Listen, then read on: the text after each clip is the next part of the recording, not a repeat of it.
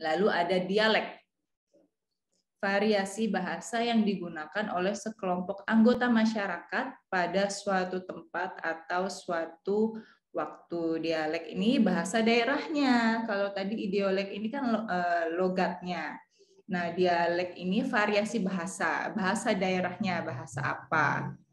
Dan rata-rata bahasa daerah, misalkan bahasa Batak, bahasa Medan kan tegas, lugas ya. Dan kalau bahasa Jawa itu kan mendayu-dayu. Nah, itu ya maksud dari dialek. Kalau ideolek berhubungan dengan perseorangan, kalau dialek itu berhubungan dengan satu masyarakat dari daerah mana dengan menggunakan bahasa daerah apa. Nah, itulah yang dimaksud dengan dialeknya. Yang terakhir ada ragam, variasi bahasa yang digunakan dalam situasi, keadaan, atau untuk keperluan tertentu. Nah, ini ragam yang paling mudah untuk dibedakan karena baik bahasa Indonesia maupun bahasa Prancis ini kita memiliki dua tipe ragam bahasa. Kalau bahasa Indonesia kan kita mau ngomong sama teman juga boleh gue lo ya. Bisa kamu, aku ya. Nah, kalau ngomong untuk lingkungan formal dengan dosen, dengan orang tua dan sebagainya kan harus lebih sopan. Atau formalnya bisa Anda, saya, Bapak, Ibu ya.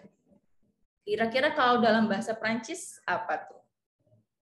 Dilihat dari tingkat kesopanan. Terbagi menjadi apa dan apa? Coba. Itu kan dasar sekali ya. Ya? RPT, Madam. Tadi putus-putus. Oh, putus-putus. Iya, jadi kalau saya, Madam. Ya? Jaringan saya tadi yang putus-putus. Oh. Jadi kalau bahasa Indonesia kan ada sopan dan tidaknya. Kalau ngomong sama teman boleh santai ya, boleh kamu, aku. Lalu kalau dengan di luar hubungan pertemanan kan harus sopan, bisa Anda, saya, Bapak, Ibu. Nah, kalau dalam bahasa Prancisnya seperti apa? Ada, Madam. Ya, Misalnya ada yang bonjour untuk yang lebih formalnya, Madam, dan salut untuk yang informalnya, Madam.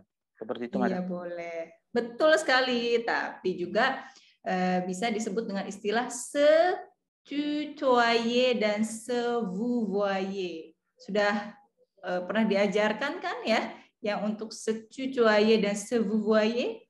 Pernah, Madam. Nah, itu yang dimaksud dengan ragam bahasa. Jadi kalau se-tutoyer kan digunakan untuk sesama teman ya. Kalau se-vous-voyer dengan dosen, orang tua, atau lingkungan profesional. Jadi variasi bahasa itu ada 3. Ideolek yang berkaitan dengan perseorangan, dialek yang berkaitan dengan masyarakat dan bahasa daerah tertentu, dan ragam yang berkaitan dengan kesopanan, tingkat kesopanan, baik formal maupun informal. Coba dilihat gambarnya. Di sana ada 3 urutan ya, ada hatur nuhun, ada berbagai Jawa, ada Jawa Barat, Jawa Tengah, Jawa Timur, lalu yang terakhir ada kalimat kenapa sih? Ada apakah gerangan? Nah, coba ditebak ya. Kalau ideolek masuknya yang mana ideolek? Dari ketiga gambar yang ada di sana. Ideolek. Kenapa sih, Madam? Masa ideolek kan berkaitan dengan perseorangan. Ayo.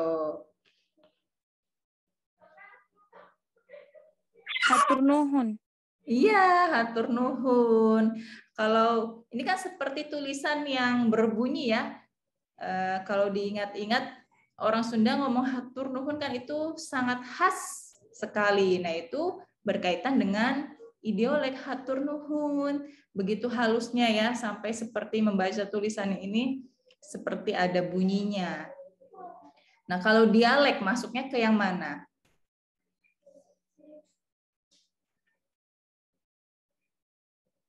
Kira-kira. Yang ada apa gerangan, Madam? Masa sih? Kenapa Yang sih? mana? Apa sih? No, no, no, no. Yang ada tulisan Jawa Barat, Jawa Tengah, dan Jawa Timur. Kenapa? Karena dialek kan berhubungan dengan anggota masyarakat pada suatu tempat. Jadi kalau Jawa Barat, bahasa daerahnya seperti apa? Jawa Tengah, bahasa daerahnya seperti apa? Medan, bahasa daerahnya seperti apa? Ya kan? Kalau yang terakhir masuknya ke ragam. Untuk kenapa sih? Masuknya ke secucuaye atau sevuvuaye. Kenapa sih? Secucuaye. Ya, bala. Secucuaye. Tidak mungkin kan kita bilang kenapa sih sama dosen atau digunakan dalam lingkungan formal ya. Tidak mungkin. Kenapa sih? Kenapa sih? Kan tidak mungkin. Nah, kalau ada apakah gerangan baginda, adinda. Nah, itu kan sangat formal sekali ya. Biasa digunakan pada zaman kerajaan. Ada apakah gerangan? Nah, itu sangat baku sekali. Makanya masuk ke dalam sevuvuaye. Paham ya untuk bahasa itu bervariasi ya? Jangan sampai lupa seperti apa idiolek, seperti apa itu dialek dan ragam. Nih yang terakhir. Bahasa itu manusiawi.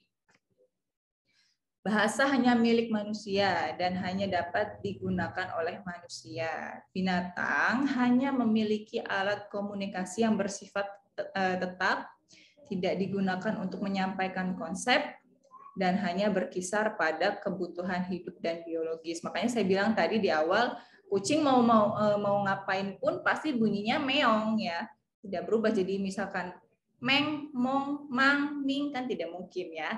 Makanya bahasa itu manusiawi, bukan bahasa itu binatangwi. Karena hanya milik manusia dan digunakan oleh manusia. Voila, saya capek ngomongnya. Coba sekarang giliran kalian, ada yang mau bertanya?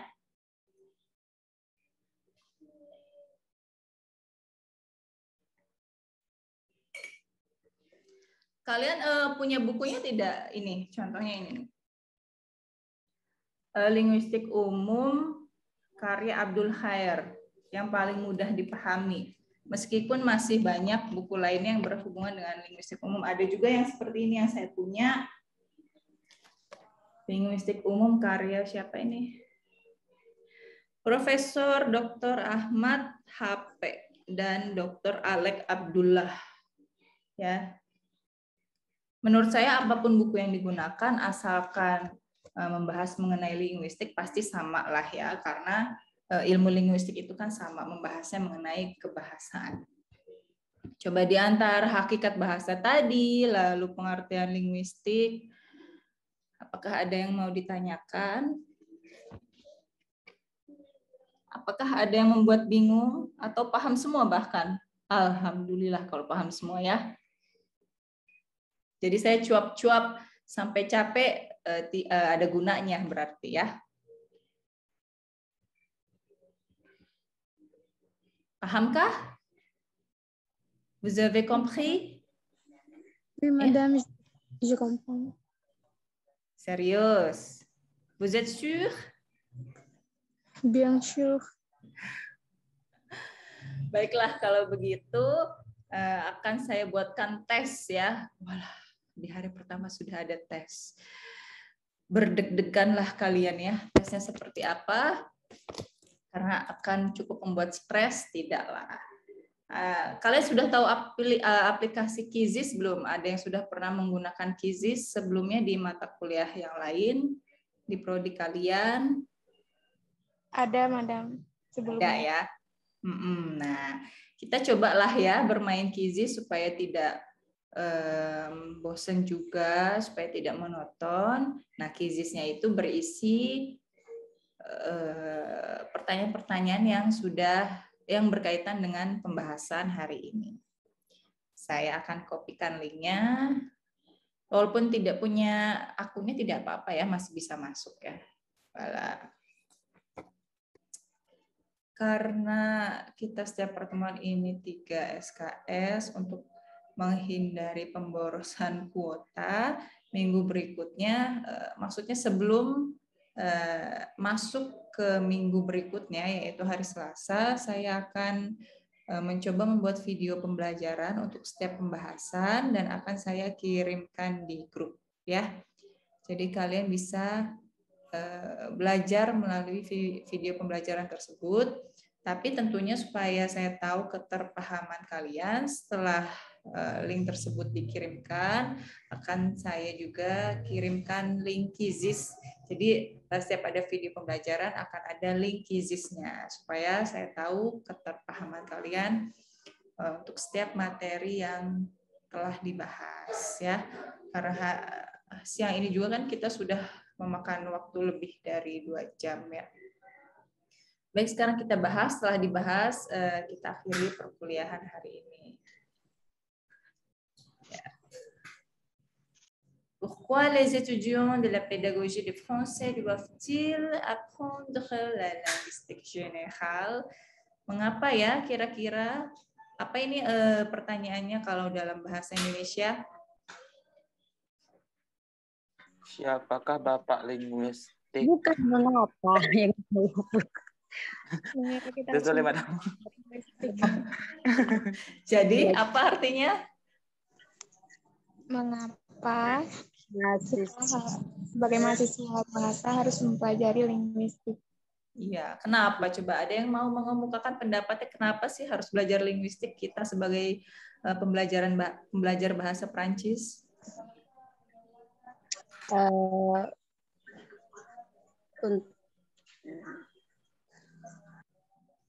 Kenapa? Bebas kan pendapat sendiri, tidak berkaitan dengan buku. Untuk menyelesaikan tugasnya, Madam. Menyelesaikan tugas apakah itu? Tugas rumah tangga kah? Tugas berjualan online shop kah? Enggak, Madam. Dalam ini, Madam. Misalnya tugasnya itu kan menulis, Madam. Kan linguistik dengan grammar. Jadi jika linguistik, pastikan itu berkesinambungan, Madam. Dengan menulis berarti kita harus sudah menentukan grammarnya yang baik gitu. Voilà, très bien, Intan. Kita lanjutkan ke pertanyaan kedua. Kalau yang pertama tadi kan karena masih jawaban bebas, jadi tidak ada kunci jawabannya, maka penilaiannya sendiri nanti manual oleh saya. Jadi yang tadi sudah muncul peringkat itu, penilaian berdasarkan jawaban yang memang sudah ada kunci jawabannya. Kalau jawaban berupa pendapat sendiri kan tidak ada kunci jawabannya. Kita lihat yang nomor 2, qui est-il le père de la linguistique générale? Ini adalah Ferdinand de Saussure. Apakah kalian semua menuliskan dengan benar ejaan? Tidak, Madam. Benar. Ejaannya, Madam. Bagaimana ini? Baru disuruh menuliskan nama. Yang salah di mana ya kira-kira letaknya sampai keliru begitu? S-nya 1 atau kurang D? Iya, Hanya jadi gimana? Jangan-jangan chaussure-nya ini sepatu lagi ya. Chaussure. Kita lanjutkan ke pertanyaan berikutnya. Yang ketiga itu, selon vous, quelle est la définition de la linguistique? Ya, apa kira-kira jawaban? Arti dari pertanyaan nomor 3. Menurut kamu atau menurut Anda, apa definisi linguistik? Ya, definisinya ya bebas menurut pendapat sendiri saja berkaitan dengan materi yang sudah dibahas tadi ya. Masing-masing pasti sudah punya pendapatnya kan. Lalu yang keempat, mentionner un domaine de la linguistique. Apakah itu artinya? 5 bagian dari linguistik kajian. Apanya yang 5 bagian? Mentionner itu apa? Mentionner. Kalau bahasa Inggrisnya kan mention. Mention itu apa? Kan, Madam, sebutkan. Ya, sebutkan 5 bidang atau 5 kajian dari linguistik. Tadi kan sudah disebutkan ya di PowerPoint-nya. Jadi harusnya sudah ingat, masih ingat ya, karena masih panas-panasnya.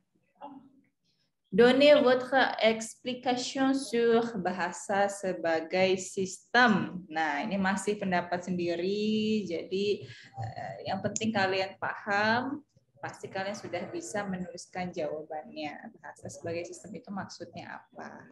Yang keenam, Choche. Trois bonnes options, trois bonnes options au-dessus sur la relation entre signifiant et signifié. Kira-kira jawaban yang benar yang mana nih? Kecuali banana. Kecuali banana. Kecuali banana. Wala. Kecuali banana, apakah benar? Coba kita lihat. Ya. Adakah yang menjawab salah? Ada. Ada. Wah. Pilih banana itu. Tidak apa-apa ya. Kita kembali lagi, kita lihat lagi nomor 6 ya, sekarang nomor 7. Cherchez les options qui ne font pas partie du son de la langue. Apa artinya coba pertanyaan ini? Cherchez les options qui ne font pas partie du son de la langue. Centang bagian yang bukan merupakan bagian bahasa, Madam. Bunyi, song itu adalah bunyi. Sudah benar ya. Centang atau pilihlah opsion atau opsi-opsi yang tidak masuk ke dalam bagian bunyi bahasa. Tadi kan yang tidak bisa disebut bunyi bahasa itu adalah batuk, lalu apalagi?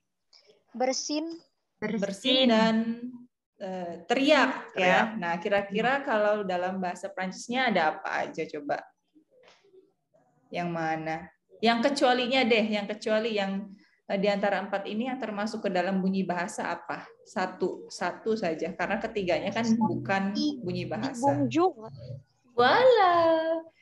Ya. Jadi cukup kalian langsung fokus ke sini saja.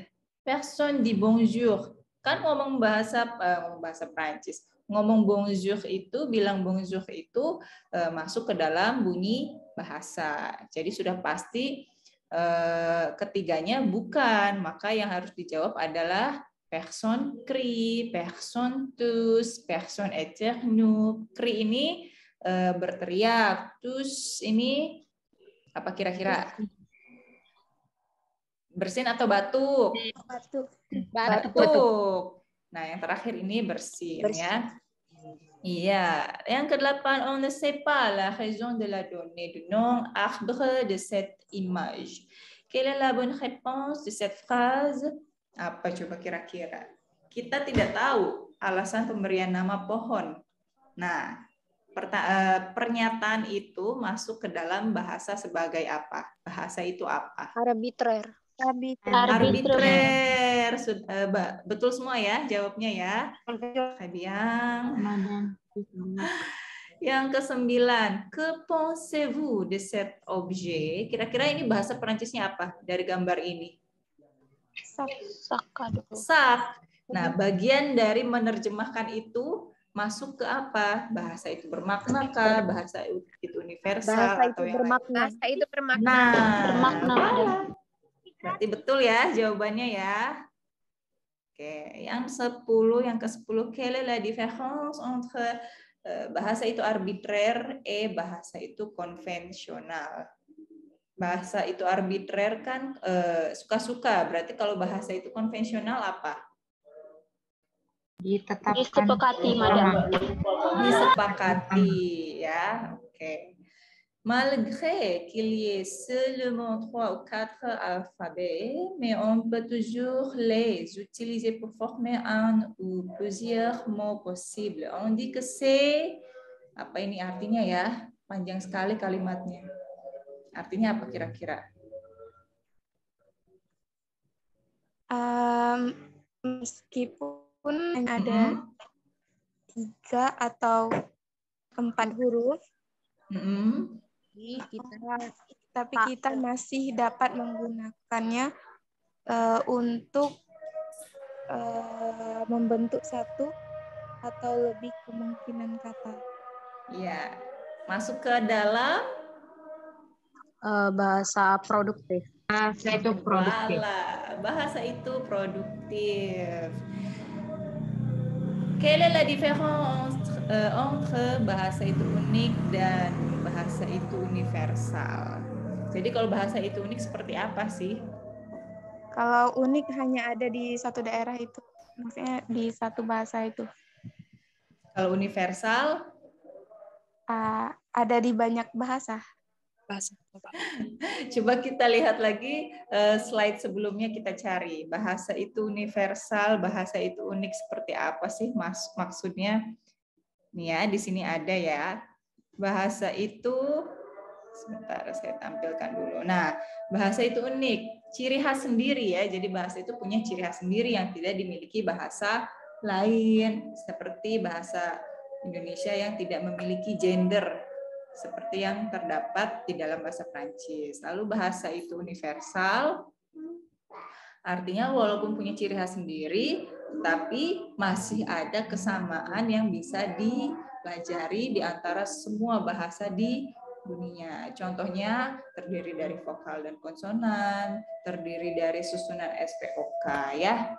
Maksudnya seperti itu. Nah, kita kembali lagi ke tadi. Sampai mana tadi? Yang ke-13. Cet article fait partie de. Nah, ini kan ada gambar. Gambarnya di mana? Nah, ini dia. Ada gambar. Masuk ke mana ini kira-kira? Bahasa itu dinamis. Bahasa itu dinamis ya. Saya sudah bilang kan tadi sebelumnya ada kosakata yang baru muncul akibat pandemi COVID-19 ini ya, seperti cluster, katoxen, coronapist, bahkan COVID sendiri kan termasuk kosakata baru ya dalam bahasa Prancis. Bukan bahasa Prancis saja sih, bahasa lain juga masuk ya. Jawaban yang benar adalah bahasa itu dinamis karena muncul sesuai kebutuhan manusia. Lalu ke-14, je suis javanaise, j'avais une difficulté à minimaliser le son B quand je prononçais V lorsque je parlais français. Saya ini orang Jawa, saya ini berasal dari Jawa. Saya memiliki kesulitan untuk meminimalisir bunyi B ketika saya melafalkan huruf V pada saat berbicara bahasa Prancis. Karena kan memang antara V dengan B ini mendekati ya. Nah, ini ada kesulitan tersendiri untuk orang Jawa. Saya pernah mendengar dosen saya yang sangat Jawa sekali logatnya. Jadi ketika berbicara vu menjadi bu seperti itu ya. Nah, itu adalah salah satu kesulitan yang ditemukan. Nah, ini contoh seperti ini masuk ke dalam bagian apa? Idiolek kah? Ragam bahasa atau Idiolek? Idiolek. Oke. Apakah benar? Kita lihat jawabannya. Voilà, très bien. Mantap. Kita lihat lagi berikutnya, nomor 15. Les Français ont deux types de la conversation. Ce sont se tutoyer et se vous voyez. Masuk ke Ragam bahasa. Oke. Donnez l'exemple du dialecte en indonésien. Nah, tadi dialek sudah, ragam bahasa sudah. Contoh dialek itu seperti apa kalau dalam bahasa Indonesia yang sering terjadi di antara kita? Kan saya sudah pernah menggambarkan contohnya seperti apa sebelumnya. Apa coba? Tempatnya, madam. Bagi kalian, bagi kalian sendiri ketika belajar bahasa Prancis, adakah kesulitan yang ditemukan ketika melafalkan beberapa kata bahasa Prancis? Ada ya, pasti ya. Nah, itulah yang masuk ke dalam dialek ya, karena logat kita ini sebenarnya kalau sudah fasih sekali berbahasa daerah itu agak mengganggu ya untuk kenetralan dalam berbicara bahasa asing. Yang terakhir, pourquoi dit-on ke bahasa itu manusiawi? Coba ada yang mau mengemukakan pendapatnya kenapa bahasa itu manusiawi, bukan binatangwi? Karena hanya digunakan oleh manusia. Iya, karena bahasa itu milik manusia dan digunakan oleh manusia. Voilà. Alhamdulillah sudah sampai ke pada waktu jam 3:14. Sudah panas ya, sudah cukup panas. Kita harus mengistirahatkan pikiran dan mata juga kuota. Maka saya akhiri sampai sini. Apakah ada pertanyaan sekali lagi? Non, madame, c'est clair. Ok, c'est clair. Donc, merci beaucoup. Revoir à la semaine prochaine. Kalau tidak ada pertanyaan ya, saya akhiri. À la semaine prochaine. Silahkan meninggalkan Zoom. Ya. Merci, madam. Merci, de rien.